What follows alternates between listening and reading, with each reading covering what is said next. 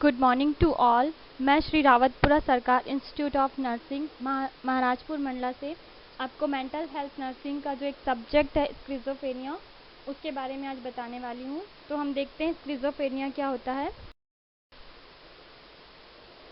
Schizophrenia को define किया गया है। Schizophrenia is a group of disorder manifestated by characteristic disturbance और thinking, mood, personality and perception and include major symptoms like delusion, hallucination, emotional and bizarre behaviour. जो schizophrenia है वो एक group of disorder है मैनिफेस्टेटेड by characteristic. इसमें क्या क्या होता है? डिस्टर्बेंस ऑफ थिंकिंग, मतलब जो थिंकिंग मूड, जो हम सोचते हैं, जो हम थिंकिंग करते हैं, वो सब कुछ डिस्टर्बेंस हो जाता है। पर्सनैलिटी एंड परसेप्शन, जो हमारी पर्सनैलिटी परसेप्शन है, जो हम परसीव करते हैं, वो सारी चीज़ें डिस्टर्बेंस हो जाती हैं। और इसमें मेजर सिम्टम्स भी है। डेल्यूजन हमने पढ़ रखा है कि फॉल्स फिक्स बिलीव होने लगता है। हेलुसिनेशन की मिस इंटरप्रिटेशन होता है, हम इसमें अच्छे से चीज़ों को परसीव नहीं कर पाते हैं। इमोशनली व्यक्ति बहुत ज़्यादा वीक हो जाता है। बजअप बिहेवियर मीन्स अजीबोगरीब बिहेव करने लगता है। इसीलिए स्किज़ोफ्रेनिया को ग्रुप ऑफ डिसऑर्डर कहा गया, क्योंकि इसके जो सिम्टम्स हैं वो बहुत सारे सिम्टम्स व्यक्ति को शो होते हैं, इसलिए इसे ग्रुप ऑफ डिसऑर्डर कहा गया है। नेक्स्ट है एपिडेमियोलॉजी ऑफ स्किज़ोफ्रेनिया। तो इसका हम देखते हैं क्या क्या एपिडेमियोलॉजी है।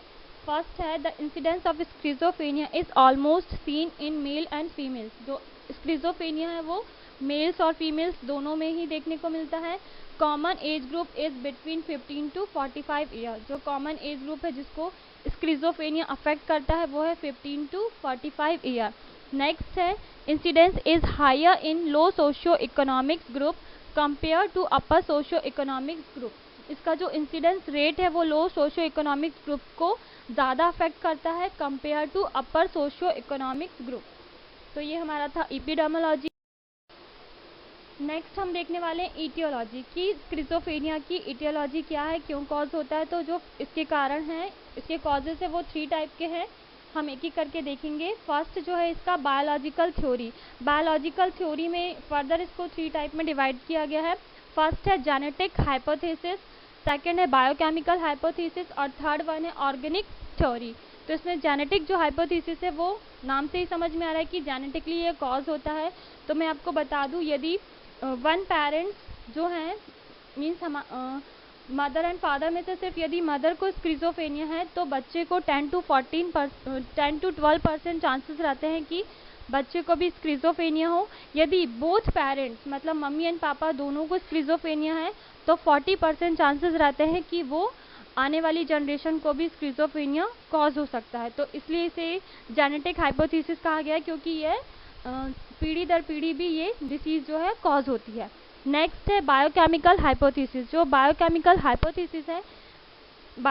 हाइपोथेसिस में क्या होता है कि हमारे ब्रेन में बहुत सारे हार्मोन्स का रिलीज होते हैं, बहुत सारे हार्मोन्स सिक्रेट होते हैं। यदि जो कुछ हार्मोन्स है जैसे कि डोपामिन, सेरोटोनिन, ये यदि बहुत ज़्यादा मात्रा में इंक्रीज होते हैं तो जिसकी वजह से ये स्किज़ोफ्रेनिया डिसीज़ को कॉज करते हैं।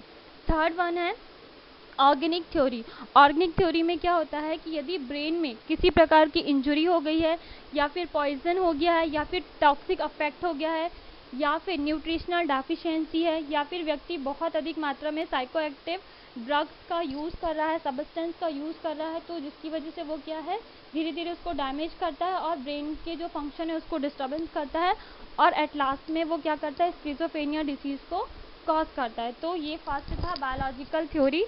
सेकेंड थ्योरी हम देखते हैं। इसमें जो सेकेंड थ्योरी है वो है साइकोसोशल थ्योरी में फर्स्ट पॉइंट दिया गया है स्ट्रेस। यदि बहुत ज़्यादा स्ट्रेस हो गया है लाइफ में किसी इवेंट को लेकर जिसकी वजह से व्यक्ति बहुत ज़्यादा दुखी है, उससे बाहर नहीं आ पा रहा है, कोप अप नहीं कर पा रहा है, तो ये क्या करता है स्किज़ोफ्रेनिया को कॉज करता है।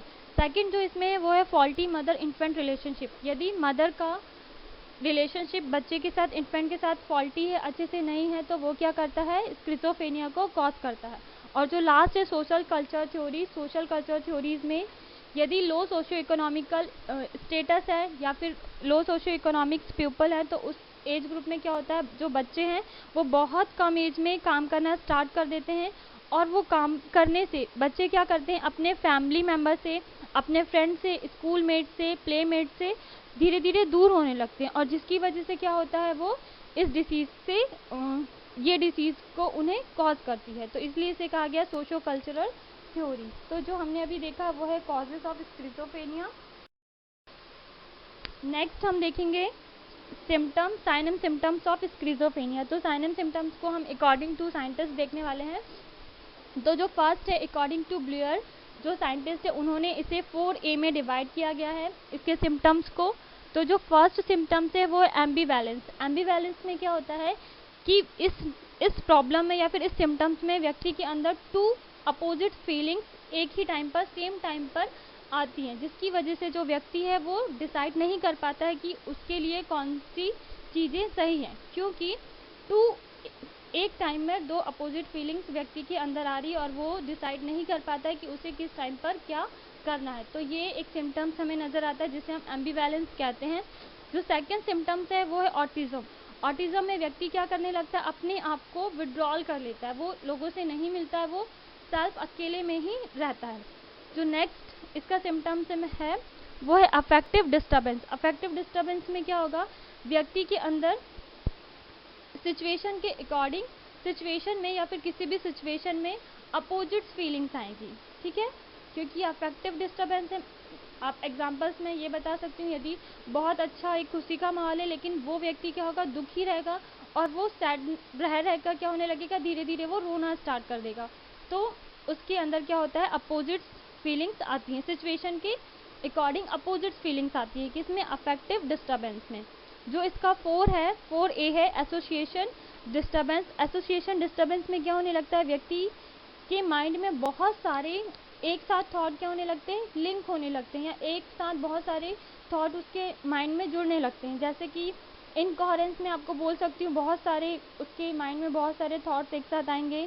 सर्कमस्टेंशियलिटी होगा, मीन्स यदि हम उससे कुछ पूछ रहे हैं तो वो क्या करेगा, हमें बहुत सारी बातें बताएगा, क्योंकि उसके माइंड में बहुत सारी चीज़ें आ रही है, और फिर वो उसका हमें लास्ट में आंसर देगा। किसकी वजह से हो रहा है ये, एसोसिएशन डिस्टर्बेंस की वजह से। तो ये हमारा था अकॉर्डिंग टू ब्लूअर। जो नेक्स्ट सिम्टम्स हैं वो है अकॉर्डिंग टू स्किनाइडर। उन्होंने 4 टाइप्स के इसके सिम्टम्स को बताया है, जो कि हम देखने वाले हैं कि क्या है। फर्स्ट जो इसका सिम्टम्स है वो है हेलुसिनेशन। हेलुसिनेशन में व्यक्ति को क्या होता है, गलत भ्रम हो जाता है, ठीक है, या फिर गलत भ्रम नहीं, हम इसमें बोल सकते हैं कि व्यक्ति गलत परसीव करता है। जैसे कि रस्सी है वहाँ पर, लेकिन वो क्या परसीव करेगा कि वहाँ पर सांप है। तो ये बहुत सारे टाइप के हेलुसिनेशन होते हैं, जैसे कि ऑडिटरी हो गया, विजुअल हो गया, तो ये हेलुसिनेशन होता है इसमें। सेकंड है thought alienation phenomena. Thought alienation phenomena में क्या होता है कि व्यक्ति को फील होता है कि वो जो सोच रहा है या फिर जो उसके माइंड में चल रहा है वो सब कुछ ब्रॉडकास्ट हो रहा है, या फिर जो वो सोच रहा है वो टीवी में आ रहा है, या उसकी थिंकिंग है न्यूज़पेपर में आने लगी, लोग उसके बारे में बातें कर रहे हैं।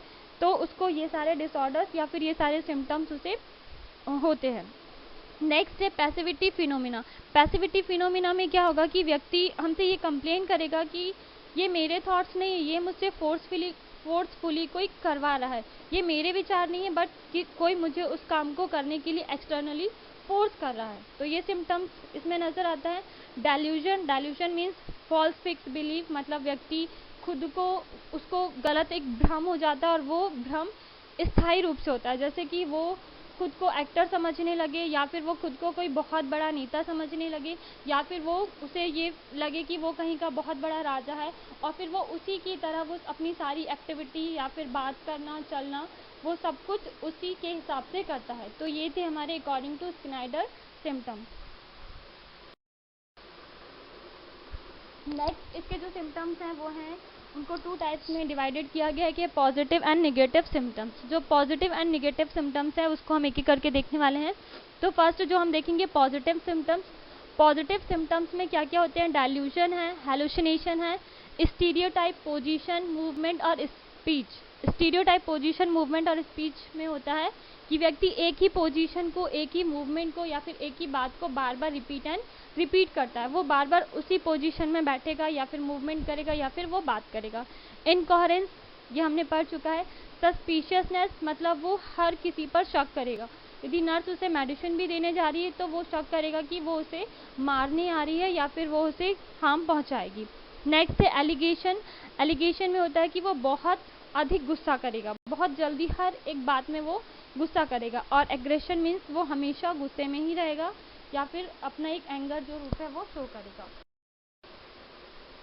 नेक्स्ट जो इसके सिम्टम्स है वो है निगेटिव सिम्टम्स। निगेटिव सिम्टम्स में होंगे अपैथी होगा, means lack of feelings, lack of expression, inappropriate affect, situation के अकॉर्डिंग उसके थॉट्स हैं, जो थिंकिंग है वो अपोजिट होगा, सिचुएशन के अकॉर्डिंग नहीं होगा। Withdrawal from family and friends, family friends society सबसे वो दूर रहने लगेगा।